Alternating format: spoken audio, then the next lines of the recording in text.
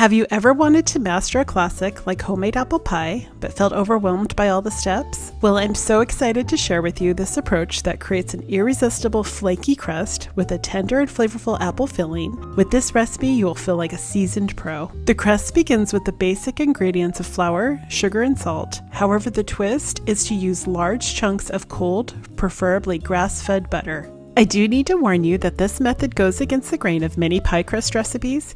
It's going to feel like a hot mess for a little while, but the end result is tender, buttery layers. Add the large butter chunks to the flour mixture, toss gently until they are lightly coated, then transfer back to a flat surface. One of the top secrets to creating a crust that is both flaky and tender is to create sheets of butter.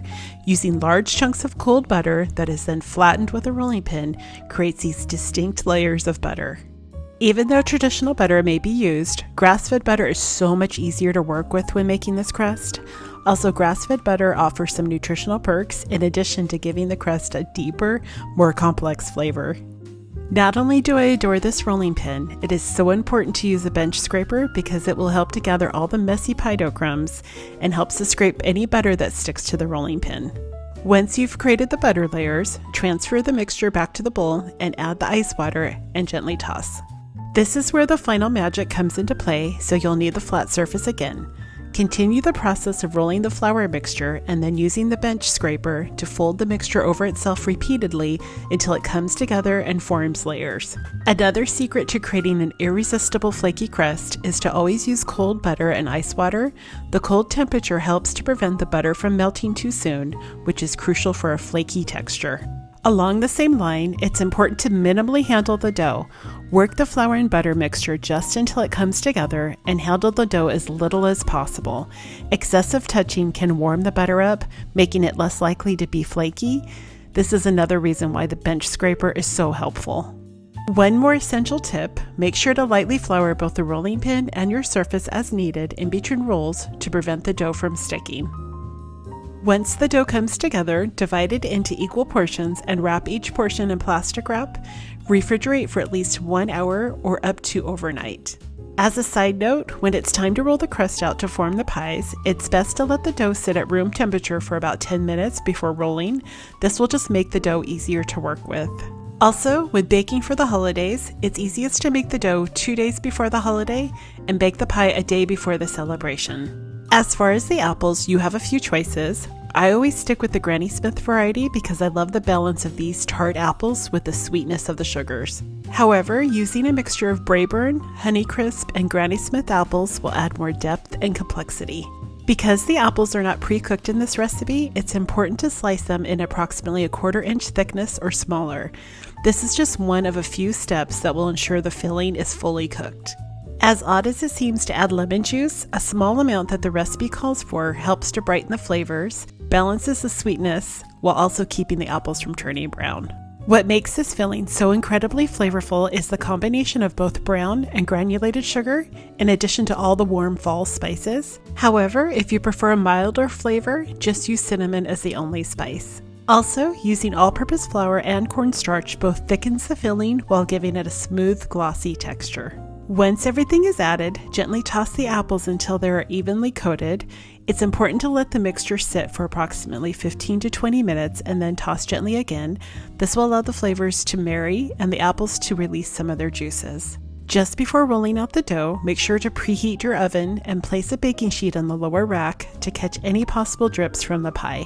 On a lightly floured surface, roll out one of the pie dough portions into an approximate 12-inch circle that is about 1/4 of an inch in thickness. This is where the bench scraper will be incredibly helpful again in helping to lift the dough without breaking it apart. I purposely did not edit the time of these clips to show what transferring the dough looks like when you don't use the rolling pin as an aid and how to gently tuck the bottom layer into the deep dish pie pan. While you're watching the motion of gently lifting and tucking this bottom layer of dough, I want to highlight what baking the pie will look like. Because the apples are not pre-baked, this pie requires a longer baking time. You will see towards the end of the video that the pie is loosely covered with aluminum foil for the first part of baking. Doing this will allow the apples to cook and will prevent the crust from browning too quickly. Within the last part of baking, the aluminum foil will be removed, helping the apples to finish cooking and the crust to become golden brown. Once the dough is ready, transfer the apple slices, making sure to scrape down all the juices and spices from the bowl, flatten the slices, and dot with small amounts of butter. Within the recipe card on thefedupfoodie.com, I share instructions for both a solid top and a lattice top. However, just the making of the lattice top is shown within this video. The easiest way to create strips for the lattice top is to use a pizza cutter. Also, the strips don't have to be perfectly sized. You can have some that are thick and some that are thinner. It's all just a personal preference.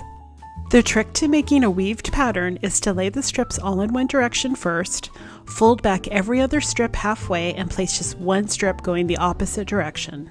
Unfold the original strips of dough back over the vertical one. Working with the next set of strips, repeat the process, creating a weaved pattern.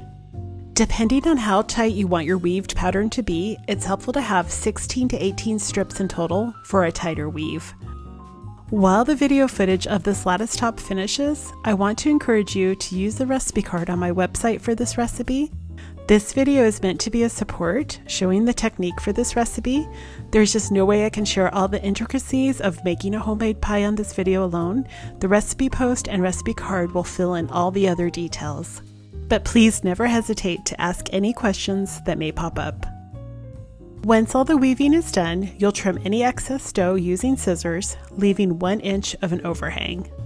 To make the decorative crimped edges, first start by folding the overhang over itself around the circumference of the pie. Then, using your pointer finger on the inside edge of the crust and your thumb and opposite pointer finger on the outside of the crust, gently press the dough between your fingers to create a wave-like pattern. Not only will this create a beautiful edge, it helps to seal the pie shut. At this stage, brush the top of the pie with an egg wash and sprinkle generously with either granulated sugar or sparkling sugar.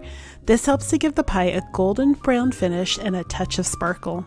As mentioned earlier, loosely cover the pie with 2 overlapping sheets of aluminum foil, tucking the edges around the dish to prevent the crust from browning too quickly. For precise temperature and baking times, make sure to follow the recipe card for this homemade apple pie. For more recipes like this and for weekly inspiration, make sure to head on over to thefedupfoodie.com and sign up for my newsletter where I share recipes and tips in helping to make cooking from scratch approachable.